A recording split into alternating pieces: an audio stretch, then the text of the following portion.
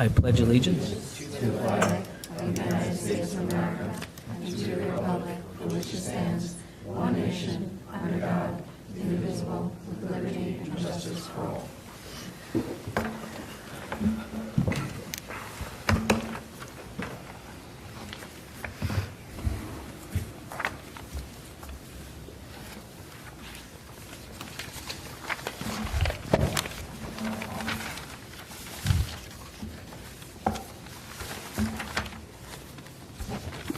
Could I get a motion to approve the agenda? Kim? Aaron, second. Any questions? Revisions? All those in favor of approving the agenda? 6-0. Superintendent's report. Thank you, Mr. President.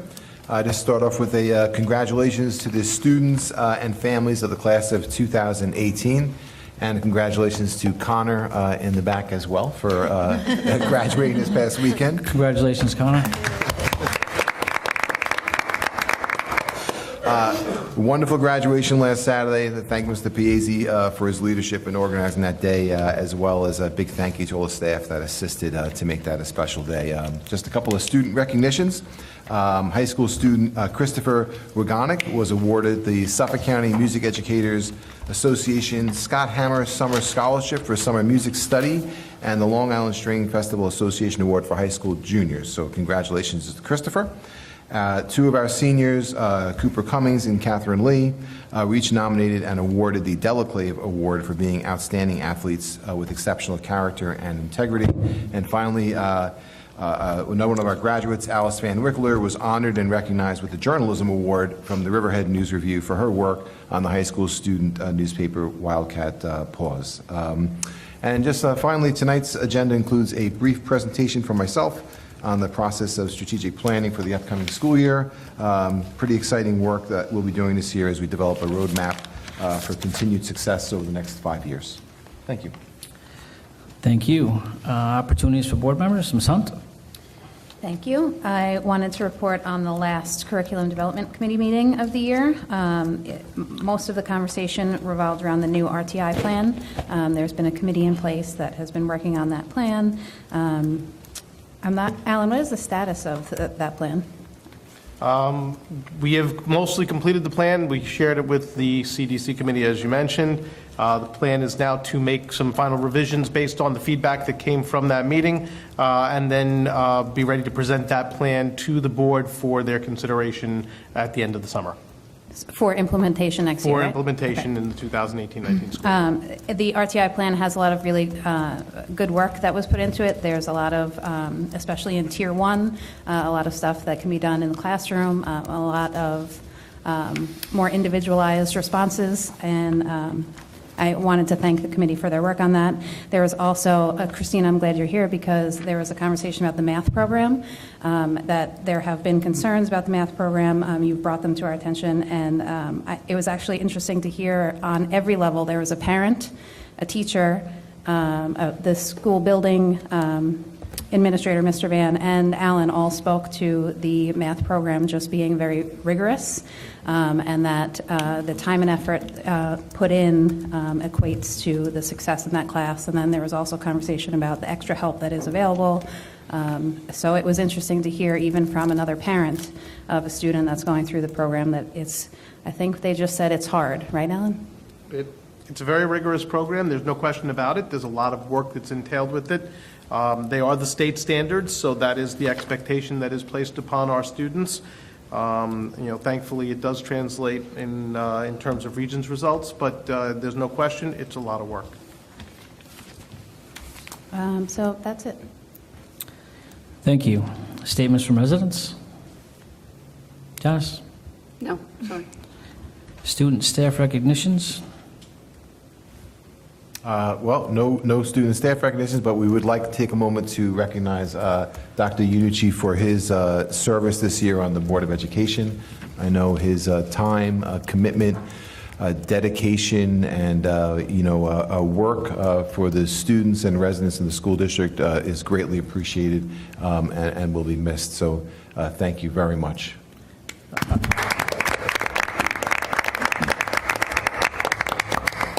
It Thank you. goes, I have something to say, Mike. Mike actually emailed me prior to this and said, there's no need to say something, but I felt it was necessary. So here goes, Mike. It goes without saying that Mike and I... Somebody read these before. Yeah. Thank you, Mike. There's been several drafts. It goes without saying that Mike and I have had our differences, and sometimes, well, maybe a lot of times, didn't agree with his approach. But over the past several months, I've learned that his intentions were to make the district a better place for our community and children. He has shown to be very prepared for board meetings and is certainly willing to put in the work it takes to make informed decisions regarding the education and fiscal well-being of our district. Not very often do residents serve as a trustee, leave, and then come back after several years. I'm not too sure how smart that was, but You see I'm leaving, right? yes, we see you leaving. Mike, as a trustee, you sacrificed a lot of time away from your family, and we certainly thank you for all the time that you put into the board, and we certainly wish you all the best in your future endeavors. Thank you.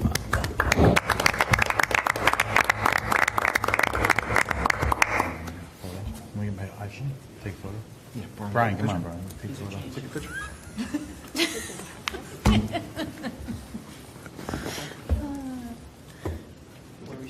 Yeah, we can take a picture. Want everyone? No, just. Mike? You want a pin? Yeah, everybody should come out. Everybody should come out. Should we get a cardboard cut out of Henry?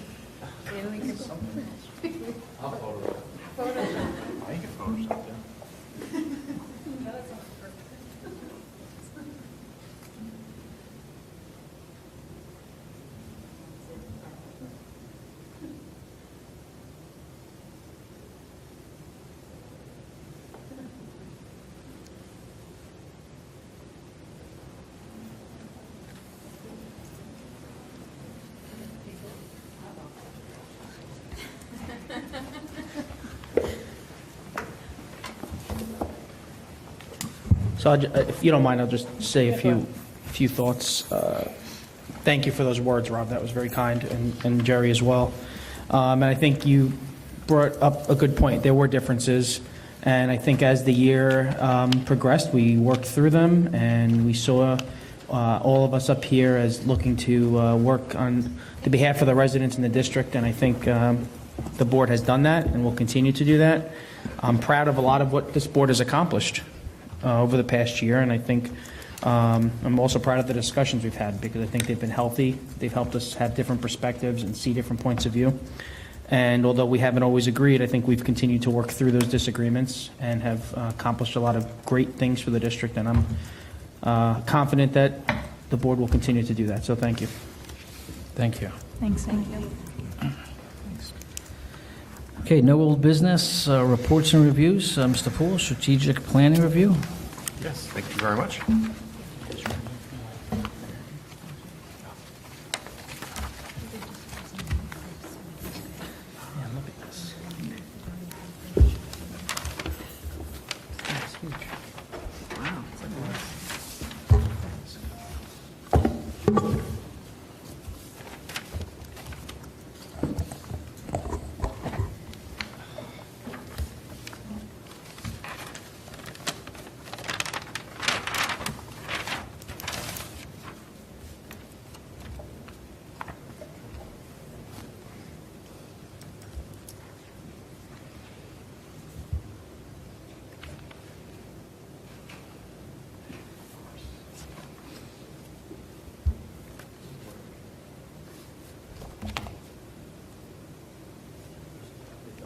Did you push the button? Tommy just graduated, for crying out loud. Obviously, he pushed the button.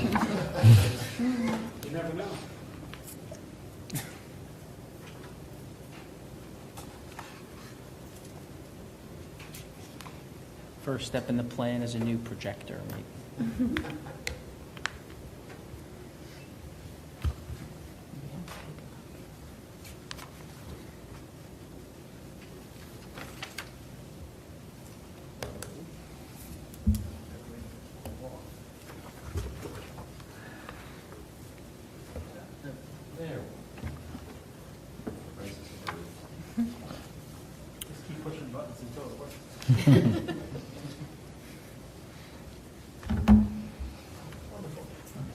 strategic planning. So thank you very much. Just take a few moments.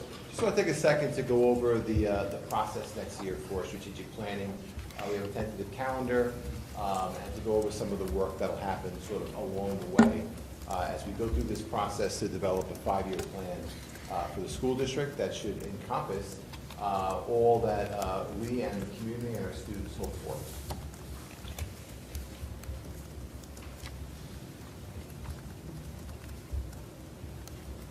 So what is the answer to this question is develop a strategic plan, but how can a school board, staff, and community have more influence and control over our own local direction and our own outcomes?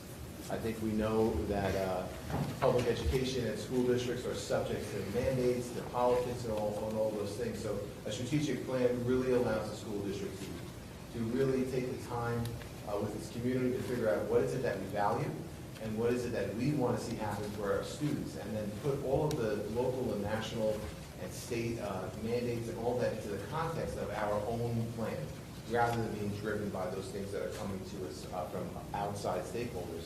Drive our own plan and let those things go into the context of that. Really is an opportunity for staff and the community to set, again, an emphasis on what our students need, and then to establish the board and the community and all of the stakeholders to establish milestones, measurements, accountability standards that go beyond level 2, level 3, level 4, things that we want to hold ourselves accountable for as a school district that we determine are valuable for our students. So those are really some benefits. Some additional benefits, I won't read them all, but strategic planning, yield results, they are measurable. It becomes the foundation for consistent improvement for the school district. It's a really an invaluable managerial tool. Typically in strategic planning process at the end of every year, there is an update to the community and the Board of Education on your growth and progress towards those established goals. It's responsive to stakeholder needs. We should be able to cast a wide net and get a lot of input, for the parts and components of the plan. And it really should hopefully continue to narrow that communication gap through the process by inviting and participating residents and stakeholders and staff. So lots of benefits for a strategic plan.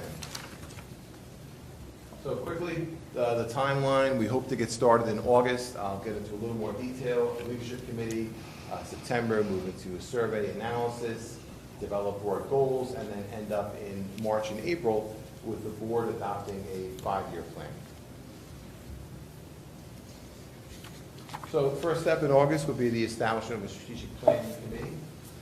And that group really would be taking all the information that's coming in from the survey, from the needs assessment, and sort of formulating it into a document, turning ideas and thoughts into statements, coming up with measurements and those kinds of things. So this committee really would be the group that the work will sort of flow through.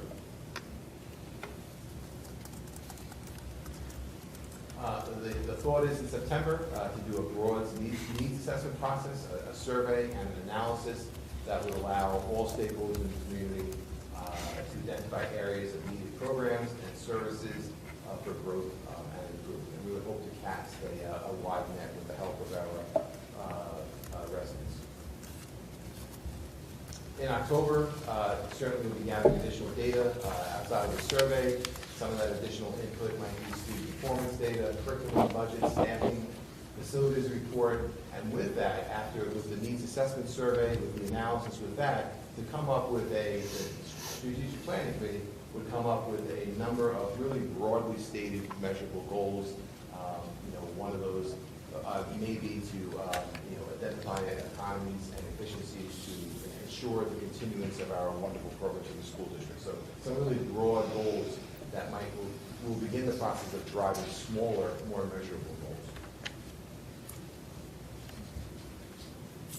So the strategic planning committee would bring those tentative broad goals back out to focus groups. Focus groups could be parents, it could be teachers, it could be students, it could be the Board of Education. So once those broad goals are drafted, they would go back out to the focus groups for meetings to hear back from them. Do these broad goals ring true? How should they be tweaked? What are your thoughts on these broad, tentative goals before they are finalized? Another opportunity for stakeholder input. Then those goals will go back to the board for their approval and/or revision. January and February would be a lot of work on administration with support, which would be, if we have these broad goals of improving student performance in area X, then what are those SMART goals? What are those measurable, achievable, with a timeline? What are those things that we're going to do to make that large, broader goal happen? And so the development of those will happen, and to some extent that happens in a school district, usually in the area of curriculum, but this will be a much broader net. What are those smaller items that we're pursuing to meet the broader goals? Around the same time, since we will have done a needs assessment, really got the input of the community, maybe the takeaway from that is what is it that we value in 2018, 2019, that is the right opportunity once you've done all that work to take a look, to form, get some groups together, to take a look at the mission, vision, and value statements. So then you've collected all the thoughts of the community, incorporate those into a newly revised mission, vision, and value statement. So they would align with the strategic planning goals. And March and April, packaged it all together, the objectives, the activities, along with those broad goals, and then put forth in a public presentation this 5-year strategic plan to the board for approval, and really for incorporation into our budgeting process, our financial planning. Oftentimes in a strategic plan, and ours won't be any different, when you are laying out a SMART goal along the way, it does come with a cost, or sometimes it doesn't, but sometimes there is a cost. So in what year and when might that cost be, and that becomes part of the budgeting decision-making as well. Could be that some of our initial goals are ready for inclusion in the year 1 budget before they're finalized, so that might be a possibility. And what are some of the results from strategic planning? We will have given, for sure, a broader group in our community to have a stronger voice in values and priorities for our children. There will be accountability measures that encompass but exceed test scores, measuring things that we value beyond assessment scores. There is a living document.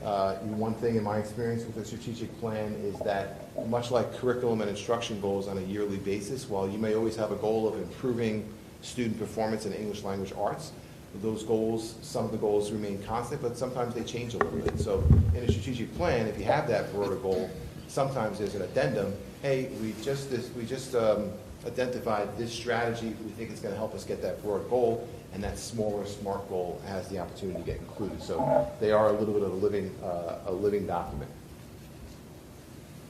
It does create a picture for us for the next 5 years. So if you are planning, I'm trying to think, let's just say we decide we want a swimming pool, that in year 3 we will have all of our students proficient, I'm not saying we are, proficient in swimming. You have a head start, you can do some financial planning so that those things can become a reality. And then truly our decision making in the budget process should become more strongly aligned to community values and needs as identified in the planning process when we put the budgets together. So those are some results that we can expect, but other results certainly are great facilities, student achievement, better economies and efficiencies. So those also join that list. So I thank you. I just want to share sort of a timeline, give you a feel a little bit for that, and if you have any questions, I'd be happy to answer them. How do we anticipate getting the community involved in this process? There'll be a lot of outreach. I know we did the curriculum survey. We got fewer than 200 results. I think we're going to shoot for 1,000 people to respond to our survey. So a lot of outreach, a lot of meetings. We want to get our district committees involved, the PTA, PTOs. We want to get our civic associations, Leisure Glen. So we'll be doing a lot of outreach, a lot of footwork to get as many people to take the initial survey as possible. And then that you'll notice in the middle of the school year, there's this idea of calling in focus groups. So once you have that survey, we've sort of looked at district data, sort of come up with those broader goals with the board's input, then to reach back out to those other groups and get them to come back and take a look at those broader goals, hopefully in person so that we can ask them questions and hear from them, but then to send them out to those stakeholders as well. Thanks. A few questions. Thanks for putting this together. Who's leading this committee? I will do the debate. Okay. I thought there was some discussion about hiring an outside We consultant. will have the support of a consultant who absolutely will be. So one of the wonderful things about having a consultant is that when we have those focus group meetings, sometimes it's very helpful not to have a district staff member there, to have somebody objective, seasoned. We want people to speak very frankly about what's working well. I hope people can speak frankly to us, but maybe they sometimes hold back. But this person's going to help us with objectivity, and then really to help us with that timeline and package the whole thing along our journey, so that we will have some consultant support as we go through the process. When are they coming on board? I hope to have an initial meeting in August with them. Had some conversations, but hopefully between now and then we'll get the committee together, establish some timelines, who's on the committee, meeting times for that committee, and then start the process of developing the needs assessment instrument. Obviously, I was definitely, want to bring this to the district, a 5-year plan. It looks like a very aggressive schedule. September being very difficult, and a lot of the meetings are just PTO, PTAs. They have a lot of business to do in September. Just having all the questions and all the data by October seems aggressive. I know it took us longer to decide about Briarcliff than a 5-year plan. So, well, you're not wrong. A strategic planning process can take up to a year. So I'm hoping if we do start in August, I think I have an end date in April. So 9 months is a little bit aggressive, but I'm optimistic that with a lot of input from the community, that we can get this done. great.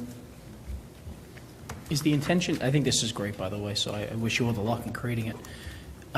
Is the intention for this to be a rolling, so like you get to the end of the year one, and then you're adding goals that are stretched out to that 6th year in the plan?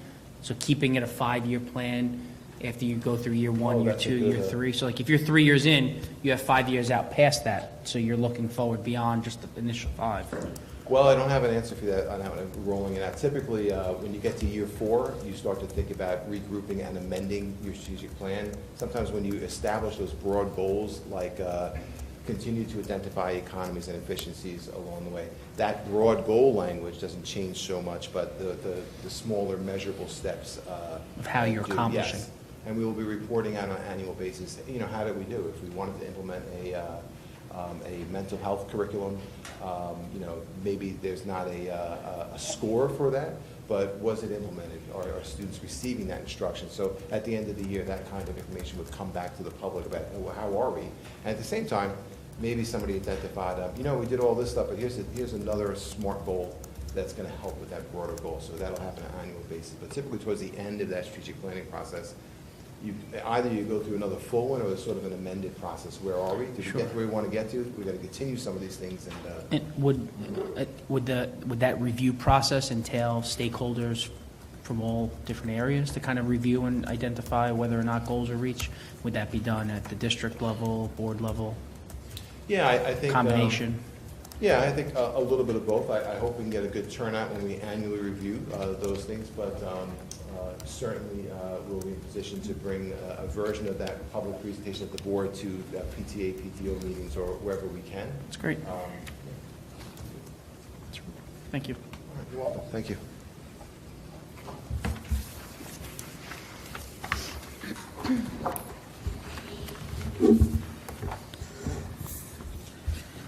Okay, votes and resolutions. Can I get a motion to vote on the approval of minutes June 7th, 2018? Kim, second Mike Lewis. Any discussion or questions? All those in favor of approving the minutes from June 7th, 2018? 7-0. Policies, can I get a motion to vote on policies numbers for a second reading for policy number 3170, website accessibility, policy 6470, staff acceptability use, policy 7222, diploma and credential options for students with disabilities, and policy 7551, sexual harassment of students. Aaron, Katie, second. Any discussion or questions? Janice, we're approving these now, correct? I'm sorry? We're approving these now? Yes, Okay, all those, what's that? adopting. Okay, all those in favor of adopting those policies? 7-0. Okay, resolutions, we have a lot of resolutions here. Does anybody want to pull a resolution to vote on separately? Yes, can you take 288 separate, please? Okay, 288.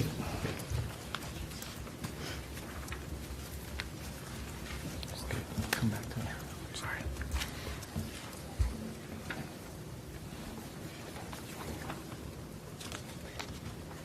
Where do the resolutions, and I'm sorry, I saw the email on the, right before I came here tonight, we had a few resolutions added. Where do those fall into this agenda, or are those for a future agenda? Those were two pending resolutions, you may recall, for change orders. The board changed the district change process for change orders. Those are two change orders for pre-approval. Okay. So it's very fluid. We knew they were coming. We just didn't have enough information to put a resolution together. So those are the two that came. One would be related to the repair of the irrigation line behind the Prodell Middle School, and the other would be an unforeseen condition, which is the electrical panel at Prodell as well. So two middle school projects for pre-approval for a change order. Those would be 327 and 328, right, Janice? Anybody else want to vote on resolutions separately? I had a question on, are we up to questions yet? No, not yet? No, not yet.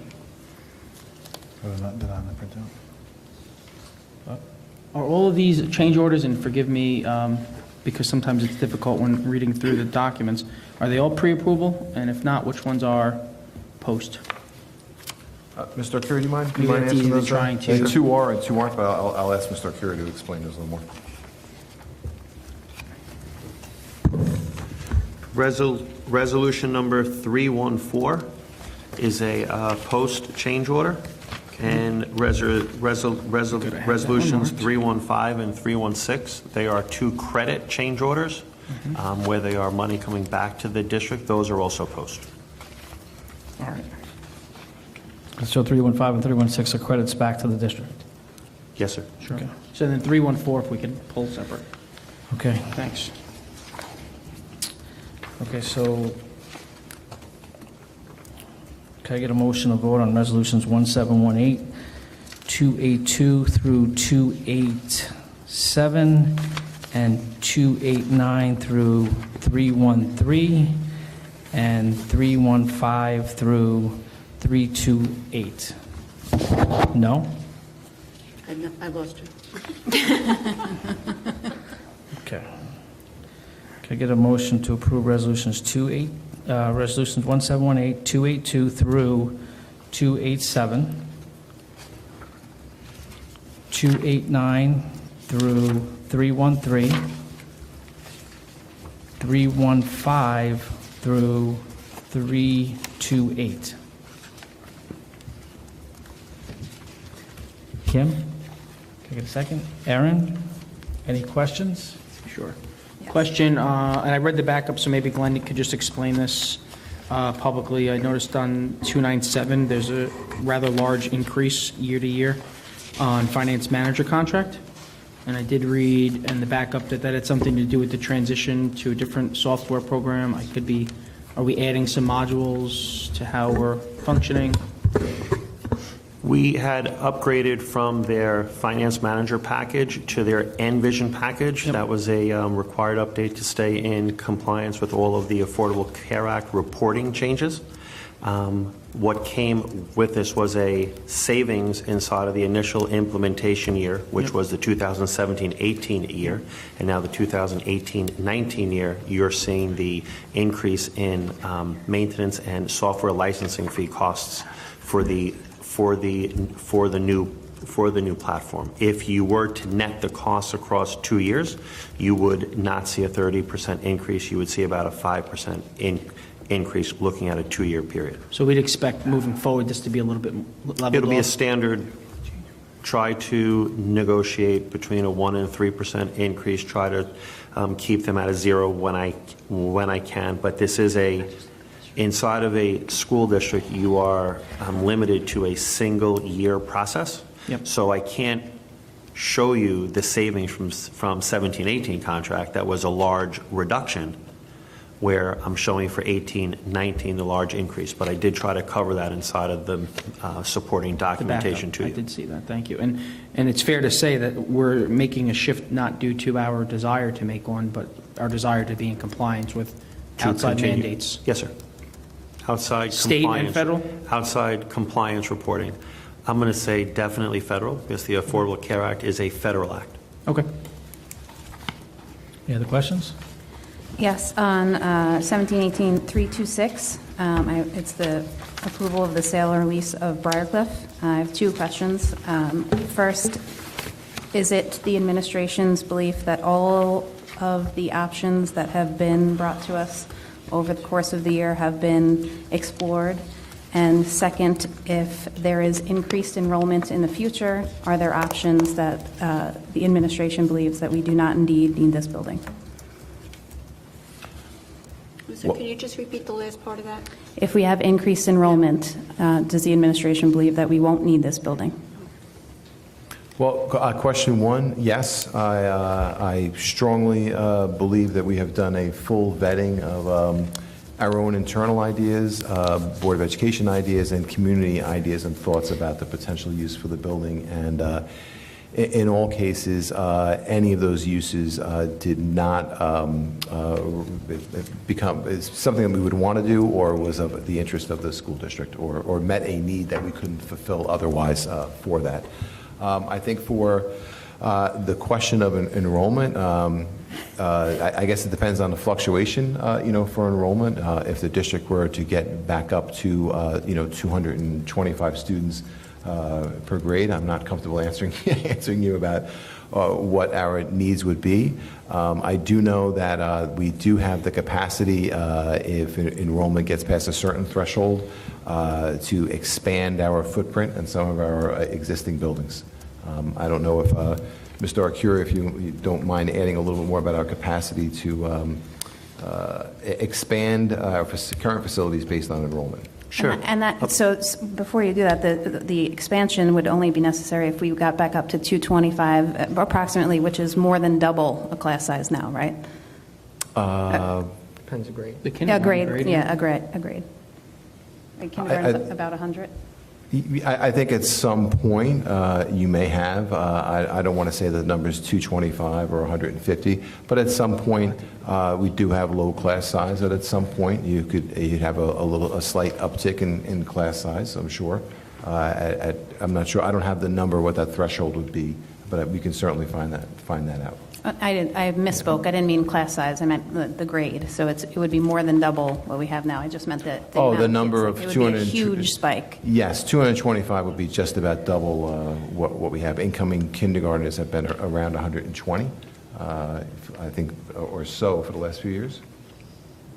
The kindergarten enrollment has been around in the low 100s. Yep. As far as possible for expansion, where the Miller Avenue new kindergarten wing is, there was green space left there in order to add 4 additional classrooms. I want to say easily, because the space is already provided there, as well as at the middle school. There were plans drawn up in 2008 and 2009 to add an entire pod which, if I'm correct, the classrooms are either eight classrooms or 12. So we would have the ability, the way that the buildings are laid out, to expand in those areas. Thank you. Can I follow up on 326 as well? And correct me if I'm wrong, this resolution does not authorize the district to enter into any sale or lease deal. Correct. This resolution authorizes or directs or certifies the fact that the building is no longer in need for educational purposes, correct? Yes, and it directs administration to explore the sale or lease. Any final decision is still yet to be made after an RFP process for support for the sale of it, and then a review of any potential groups that want to lease it or buy. And at such point, the board, Yep. would be responsible for acting on a recommendation that you would put forth. Yes. Okay. And then the third whereas clause, and I'm just catching this, so maybe I read it earlier and didn't see it. The third whereas clause, the second line, towards the end of the second line, is for school district purposes and the leasing of such real properties in the best interest. Is it the leasing or sale of such real property? Because then the final, it lists sale or lease. Are you following what I'm saying there? The third whereas Yep. clause specifically excludes the term sale Well, that's as the being in the second one. best interest, but then Second the one says following clause indicates Can I leasing answer or that for you? sale. Yep. Let me answer that for you. The second whereas pertains to Section 1804, subparagraph C, subparagraph 6, Chapter C, in the education law, where the third whereas clause pertains to Education Law 403, paragraph A there's two different laws. So one pertains to leasing, one pertains to sale. Got it. That's why there are two different whereas clauses. Got it, thank you. You're welcome.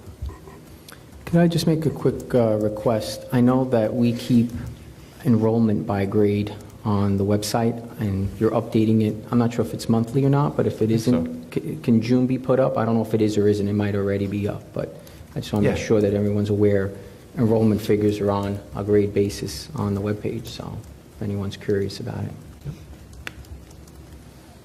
Any other questions? On 1718-291, this is on general liability insurance for the school district. I'm just curious, we had a few claims this year at Briarcliff, Miller Avenue, and Wading River. I'm just curious, did our premium get affected at all because of those claims? Did we go up a little bit? I know that, we always tout our AA bond rating, and I'm not aware of any previous claims, so I'm wondering if those particular ones resulted in any increase in general liability premium. The general liability premium was not affected for our large claim at the Briarcliff building. You could look for an update memo pertaining to that within the next 2 weeks. There's information coming forward that will help. Well, that's good. Help answer that component for you. As for the increase cost for our insurance related to any of the additions at both the Miller Avenue and the Wading River buildings, it was basically a status quo, a push. There's a small cost of operating increase total. We will refine this number when I actually sit down with them and do all of the additions and subtractions pertaining to any purchases for the 18-19 school year. But this is based on our same coverage rates and coverage items. Our actual policy starts November 1st. So there's still time. that's when the new premium, but this money is a proration between July to October 31st. Okay. And then there's a new number. All But right. there Yeah, I was just isn't a curious material if that increase. had affected us adversely or anything. It did not. There was also, and this is probably a follow-up question, there was also an addition to the policy that was added at no cost for cybersecurity and Yes. data compromising. Yes. In the commercial world, typically, from my experience, loss of records typically is a cost of about $190 to $200 per record.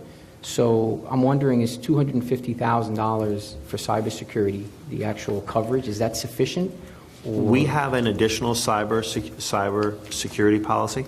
The most costly item, if there is any type of a data breach, is the ongoing reporting for the years forward, whether it is credit reporting, credit protection. So that's where you really want the insurance coverage in order to provide the 20 years, because let's just say a student's data is compromised.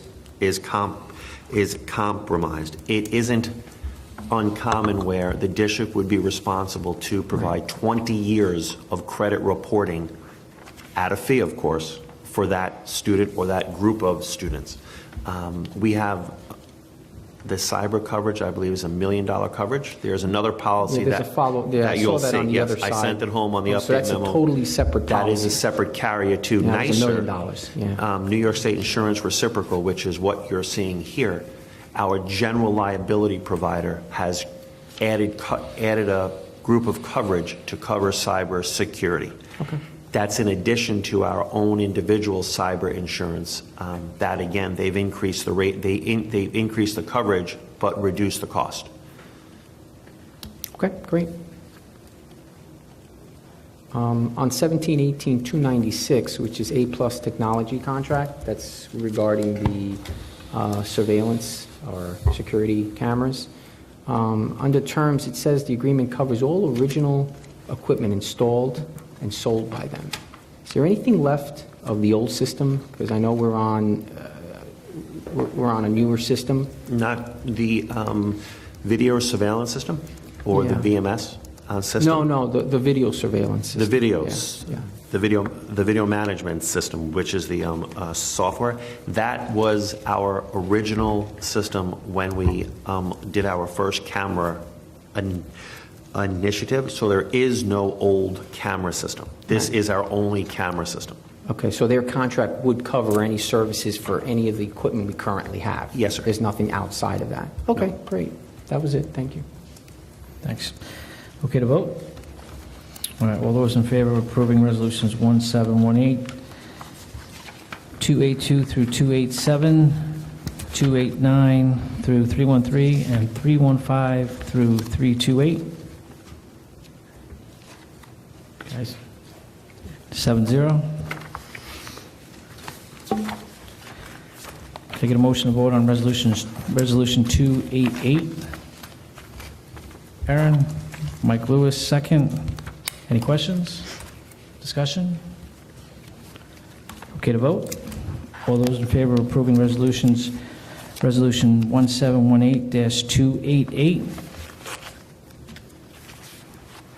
5 opposed? 2-0. Can I get a motion to vote on resolution 1718-314? Katie? Second. Aaron? Any questions, discussion? Okay to vote?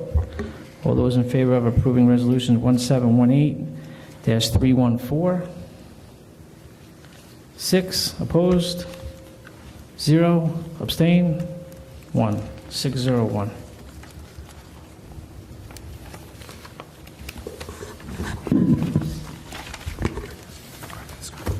Okay. I actually missed one, guys, I'm sorry.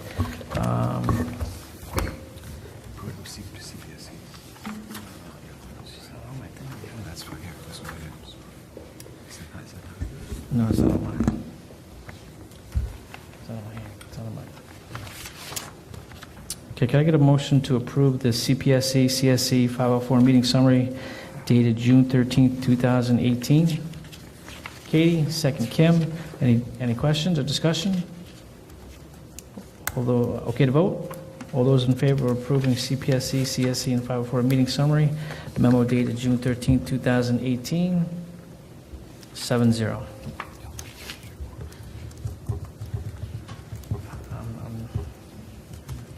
I'm missing all the stuff on my copy. Okay. Can I get a motion to approve the treasurer's report? Katie? April 2018. What's that? It's April 2018. The treasurer report from April 2018. Katie is the first. Can I get a second? Mike Lewis.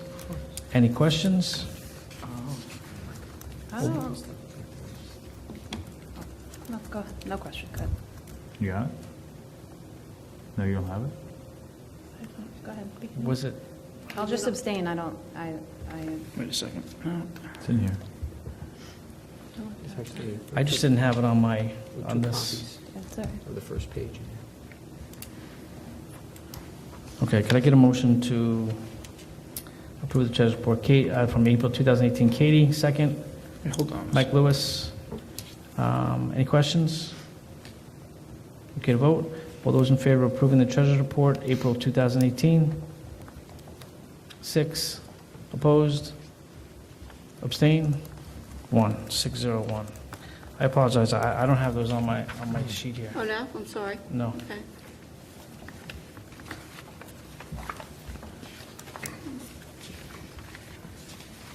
Sorry about that. Correct.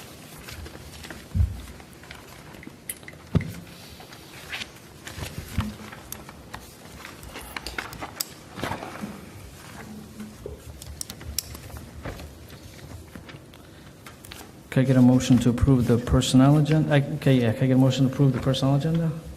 Aaron, Katie second. Any questions? Okay to vote? All those approving the personnel agenda? Mike? 7-0. Communications, there's a scope annual dinner meeting, August 9th at 5 o'clock. Is anybody going to that? Are you going to that, Mr. Poole? Only if a board member would be attending. What do you need to know? When's the RSVP?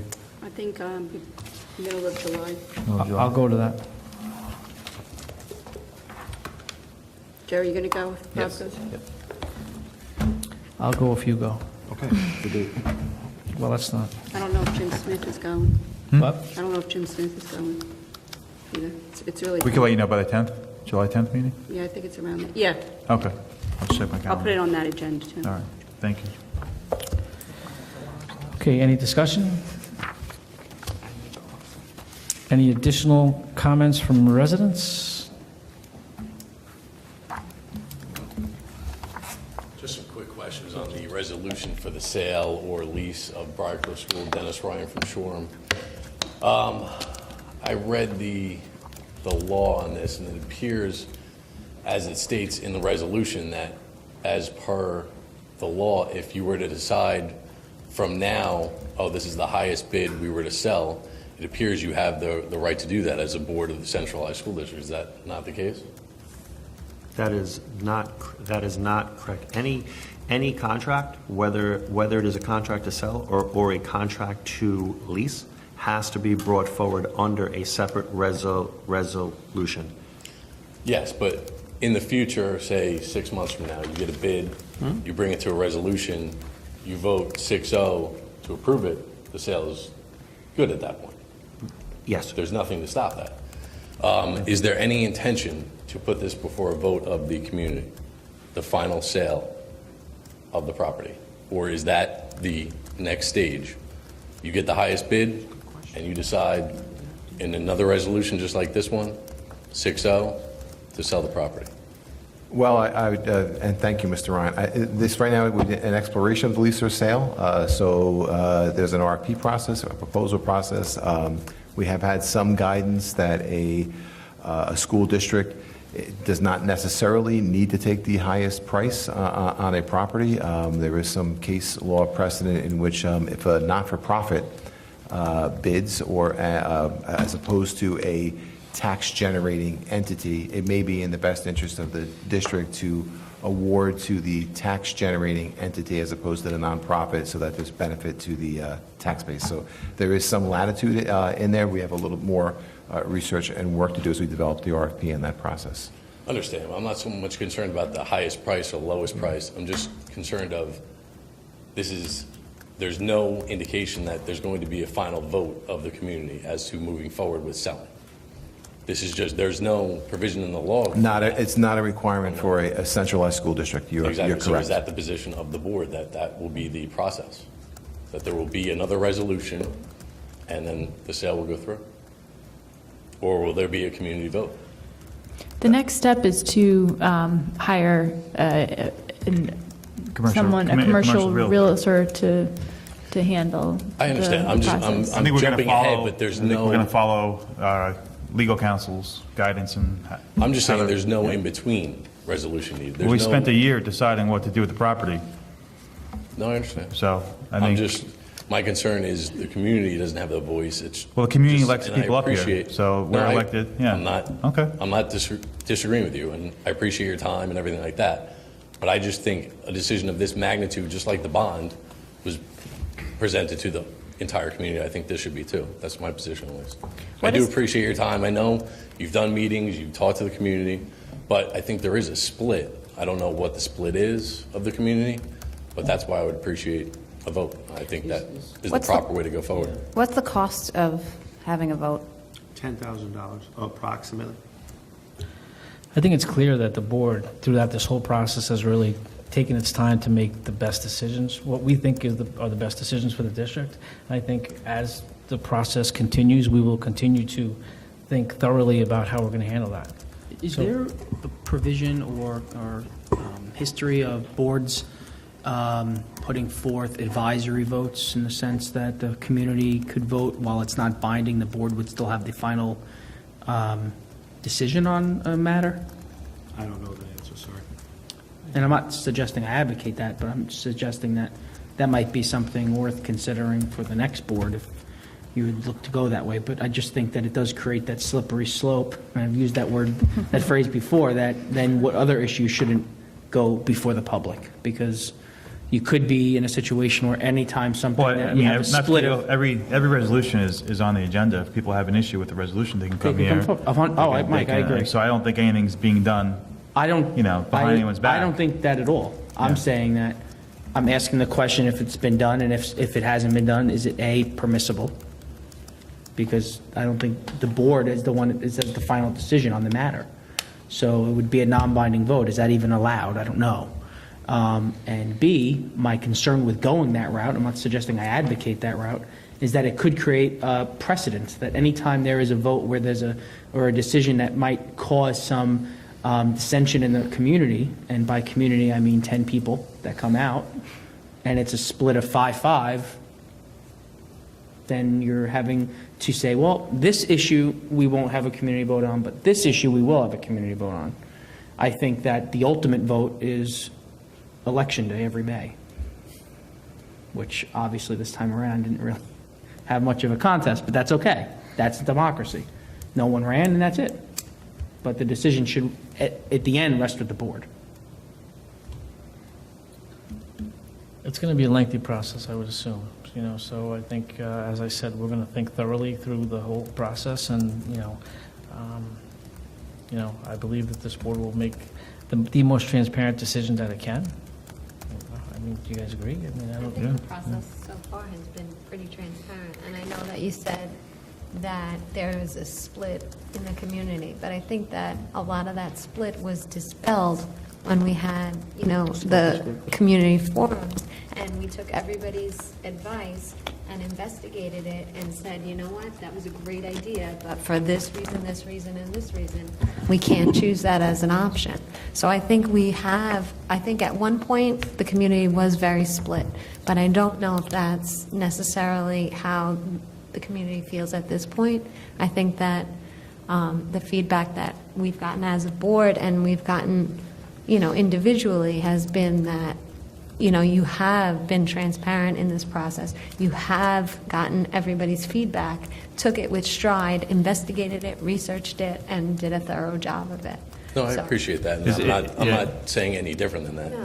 I'm just saying that maybe a leaseholder is not there right now, maybe the Tesla property in the future, like people have said. Maybe it's just not the time. So is your I just question feel- more of a, you like input on who would purchase or lease? Or the No, fact that we then remove the RFP and retain ownership? Well, yes. In terms of There's, Well, I don't know believe if this some people that- resolution allows us to then, we're moving forward in the RFP process. We're deeming it, Well, is this resolution, from my We're deeming it understanding, uneducation- is not used for directing educational anymore. is directing administration to explore the process, at which point, wouldn't the board approve an RFP, like a contract for a real, let's say you go to a realtor that deals with unique properties, and they market to sell or lease. The board would then approve that contract, and that would be another barrier between a potential sale or lease. Another of a milestone, property, right. Correct? Right. And so I think that's a very important point to make clear. It's not the next step is to then just sell or lease. I also think it's important to note that we've had all these people and folks come out and say Tesla, science, no credible proposal, at least on my documentation, has been presented. That building is costing 90 to 100K a year, plus whatever other expenses. This past year, I'd say between annual operating, we're close to $500,000. Maybe overestimating a little bit, but between the new roof and the phones and the whatever else we're putting into that building, potentially re-roofing the portables, cameras, the millions is a little overstatement, but the tons of money that we've spent on the property that's been destroyed from floods and leaks and vandalism, it's been covered by our insurance. No one's come forward with a proposal that actually makes sense for the property. So now this is just saying, hey, let's see what else is out there. Someone used casting a wider net in the, Jerry said it in the strategic plan. We're going to cast a wider net. That's all this is doing. It's not authorizing anything. And I do know there are people that say, so what? Just keep the property. We might need it one day. It'll be worth more money later, or not. That would be me. Yeah, But we've no, discussed this too. My only issue with it is, I understand the casting the net. I just don't see any barrier once you cast this net, once you deem it not educationally purposeful, to then going and doing whatever you want to do without community input. I understand you haven't done that and you won't do that. I understand that. But you have the power to do that, is the point. And I just think it should be something of this magnitude should be brought for a vote of the community. That's all. I think, so another thing to point out, Rob, if you don't mind, it says in the third whereas clause that it has to be in the best interest of the school district. So the board would be making that determination. But I do support, or I don't know if you're saying this or not, but I do think that whenever a final resolution were to come forth, although I plan to remain involved and engaged, I don't know if I'll read the agendas with such great anticipation as I do every week now. But hopefully, if there were ever to be a resolution of sale or lease, that's a significant change of where we're at now. That's, broadcast a little differently than just posting the agenda. Maybe it can be like, a flashing thing on the website, or robocalls, letters to the editor, something. We can count on you for that. Well, I won't have, I realized after I said it, it was not the greatest choice of words. But I am not a reporter, nor do I claim to be one. I do think getting that information out there is important, because this is not, approving, a switch from finance manager to Envision. This is a big change, and it could really shift the landscape of that community dramatically, depending on what does finally get approved. So, I think marketing whatever the end result would be to a larger group to get them in the meeting, so you have people aware.